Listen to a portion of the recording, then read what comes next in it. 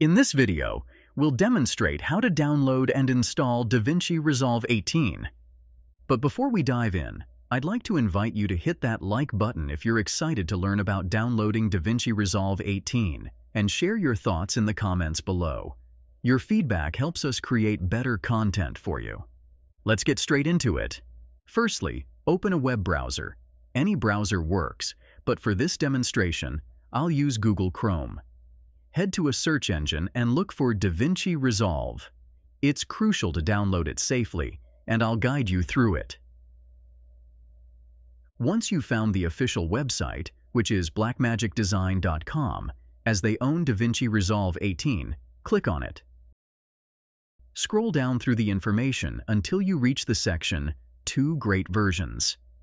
DaVinci Resolve itself is free to download, labeled accordingly.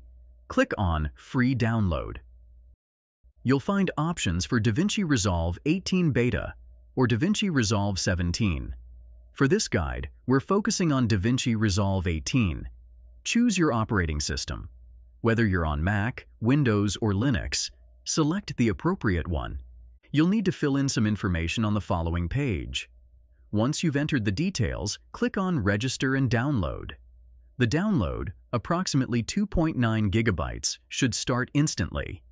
In case it doesn't, ensure you manually type in your information and view the privacy policy if prompted. Downloads can vary based on browsers. After completion, locate the downloaded file, which usually appears in the Downloads folder of your File Explorer. Extract the zip file to access the setup file. Simply double-click on it to launch the installer. Follow the installation process. Ensure all necessary components are selected as DaVinci Resolve requires them all. Once done, the setup wizard will guide you through the final steps. Read and agree to the terms. Choose your installation location and initiate the installation process.